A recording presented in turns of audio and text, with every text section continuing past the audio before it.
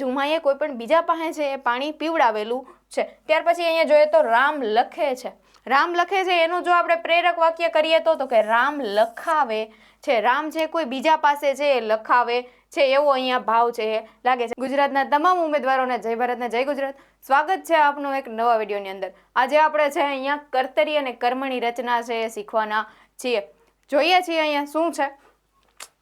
પહેલા તો આપણને પ્રશ્ન થાય કે ભાઈ કર્તરી રચના એટલે શું થાય? કર્તરી રચના એટલે શું થશે? તો કે કોઈ પણ એક જ વાક્યની અંદર બે જે ક્રિયાઓ છે એક સાથે જોડાય અને એક ક્રિયા છે બીજી ક્રિયાને સમજાવવામાં જો મદદ કરે તો તેને શું કહેવાય? તો કે કર્તરી રચના કહેવાય. જોઈએ અહીંયા છે શું હોય છે? તો કે કર્તાની પ્રધાનતા હોય છે કે કર્તા છે એ શું હોય? તો કે મુખ્ય હોય છે. કર્મોની લિંગ વચન મુજબ પ્રત્યયો ગોઠવેલા હોય છે કે કર્મો છે એ કઈ રીતે ગોઠવાયેલા હોય? તો કે લિંગ અને વચન મુજબ છે પ્રત્યયો ગોઠવાયેલા હોય છે. હવે આપણને છે એમને ન સમજાય. અહીંયા આપણે ઉદાહરણ સહિત જોઈએ તો કે રામ શાળાએ જાય છે. તો અહીંયા શું છે? તો કે છે મૂકેલો છે, બરાબર. ત્યાર પછી જોઈએ તો કે તે એકદમ રસ્તા તરફ દોડ્યા. તો અહીંયા જો દોડ્યા થઈ ગયું, બરાબર છે. અહીંયા છે એ છે હતા, બરાબર. અહીંયા છે એ બધે ફેરફાર થતો હોય છે. જોઈએ આગળ. અહીંયા કર્મની રચનામાં છે શું હોય? તો કે કોઈ પણ વાક્યમાં છે એ કર્તા અગત્યનો હોતો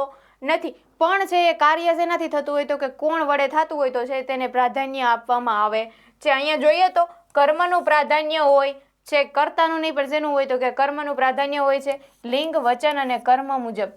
કઈ રીતે હોય? તો કે લિંગ વચન અને કર્મ મુજબ એનું પ્રાધાન્ય હોય છે. સકર્મક ક્રિયાપદનું જ કર્મણી બને. આપણને પ્રશ્ન છે એ પૂછીએ કે કર્મણી છે ભાઈ કેનું બને છે? તો અહીંયા શેનું બને છે? તો કે સકર્મક ક્રિયાપદનું છે કર્મણી બને. ત્યાર પછી જોઈએ એક્ઝામ્પલ છે રામ સફરજન ખાય છે.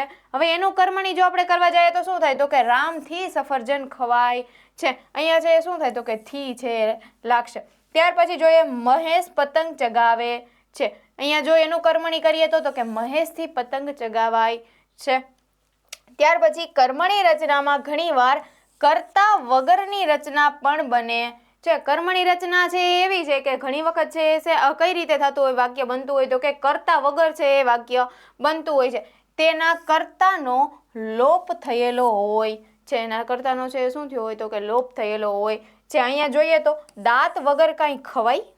અહીંયા દાંત વિના કંઈ ખવાય એવું છે એ આપણને આપેલું છે. અહીંયા જુઓ ક્યાંક આપણને કર્તા છે જોવા મળતો નથી, પણ છે એ કામ શેના થાય છે? તો કે કોણ વડે થાય છે, તેથી તેને છે એ પ્રાધાન્ય આપવામાં આવે છે. ત્યાર પછીનું નેક્સ્ટ જોઈએ તો ત્યાર પછી આવે છે અહીંયા ભાવે રચના. ભાવે રચના તો કે ભાવનું છે પ્રાધાન્ય હોય છે, બરાબર. ત્યાર પછી જોઈએ તો ક્રિયાપદની પ્રધાનતા હોય છે. પહેલા જોયું તો કર્તાની પ્રધાનતા હતી, ત્યાર પછી કર્મની હતી. હવે અહીંયા છે એ શેની છે? તો કે ક્રિયાપદની પ્રધાનતા છે. ક્રિયાપદનું છે પ્રાધાન્ય વધારે છે. ત્યાર પછી અહીંયા જોઈએ તો અકર્મક ક્રિયાપદોનું ભાવે બને. કેવા જે ક્રિયાપદો છે એનું ભાવે બને છે? તો કે અકર્મક ક્રિયાપદોનું છે એ ભાવે બને છે. હવે આ અકર્મક ક્રિયાપદ છે, સકર્મક ક્રિયાપદ છે, જો ન સમજાતું હોય તો આગળનો વિડીયો છે એ જોઈ લેજો. એની અંદર છે આપણે બધી વસ્તુ ડિટેલમાં છે ભણાવેલી છે.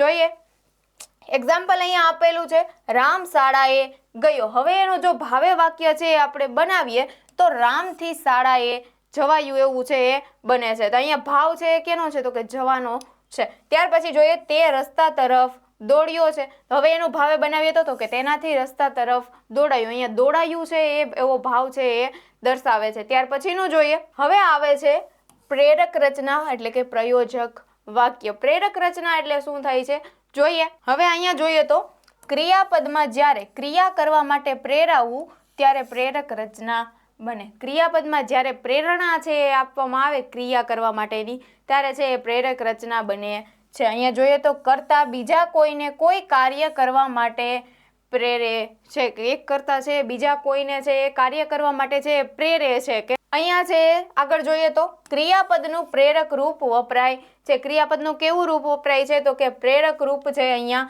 વપરાય છે. એક્ઝામ્પલ તરીકે જોઈએ તો ઝુમાએ પાણી પાયું. હવે અહીંયા ઝુમાએ પાણી પાયું એનું જો આપણે પ્રેરક કરવા જઈએ તો કે ઝુમાએ પાણી પીવડાવ્યું. ઝુમાએ કોઈ પણ બીજા પાસે છે એ પાણી પીવડાવેલું છે. ત્યાર પછી અહીંયા જોઈએ તો રામ લખે છે. રામ લખે છે એનું જો આપણે પ્રેરક વાક્ય કરીએ તો કે રામ લખાવે છે. રામ છે કોઈ બીજા પાસે છે એ લખાવે છે એવો અહીંયા ભાવ છે લાગે છે. હવે અહીંયા જોઈએ તો કે ક્રિયાપદનો ઔ આવ રાવ ડાવ, આડ, વાડ, એડ અને ઓ જેવા પ્રત્યયો છે એ લાગે છે. અહીંયા કેવા આ એટલા પ્રત્યયો છે અહીંયા પ્રેરક રચનાની અંદર છે એ લાગતા આવે છે. ત્યાર પછીનું જોઈએ. હવે આવે છે અહીંયા પુનઃ પ્રેરક રચના. એક વ્યક્તિ બીજી વ્યક્તિ દ્વારા જ્યારે ત્રીજી વ્યક્તિને કાર્ય કરવાની પ્રેરણા આપે તેને પુનઃ પ્રેરક કહે છે. કેવું? તો કે એક વ્યક્તિ છે એ બીજી વ્યક્તિ દ્વારા ત્રીજી વ્યક્તિને જ્યારે કાર્ય કરવાની જે પ્રેરણા આપે ને તેને શું કહેવાય? તો કે પુનઃ પ્રેરક કહે છે. ઘણી વખત છે ને આપણે કોઈ યારે બોલતા ન હોય તો શું કરીએ? તો કે આપણે બીજાને કહીએ, બીજું છે એ ત્રીજાને કહીએ, વચારે છે એ બિચારા બીજાને છે એ બલીનો બકરો બનાવતા હોઈએ છીએ. તો આવું જ છે અહીંયા પુનઃ પ્રેરક રચનાની અંદર છે. અહીંયા ઉદાહરણ જોઈએ તો અરુણા પત્ર લખે છે. અરુણા છે એ શું કરે? તો કે પત્ર લખે. હવે એનું જો આપણે પુનઃ પ્રેરક રચના બનાવવા જઈએ તો શું છે? તો કે પિતાજી બા દ્વારા અરુણા પાસે પત્ર લખાવડાવે છે. અહીંયા બિચારી અરુણાનો મરો થઈ ગયો છે. કાં? તો કે પિતાજી અને બા છે એ પિતાજી છે એ બા દ્વારા છે અરુણા પાસે છે એ પત્ર લખાવે છે. ત્યાર પછી જોઈએ ઈવા રસોઈ બનાવે છે. ઈવા છે એ રસોઈ બનાવે છે. હવે એનું જો આપણે પુનઃ પ્રેરક કરવા જઈએ તો કે મીના બીના દ્વારા ઈવા પાસે રસોઈ બનાવડાવે છે. તો અહીંયા છે આપણે કર્તરી અને કર્મણી છે એ પૂરું થાય છે. મળીએ છીએ એક નવા વિડીયોની અંદર. Thank you.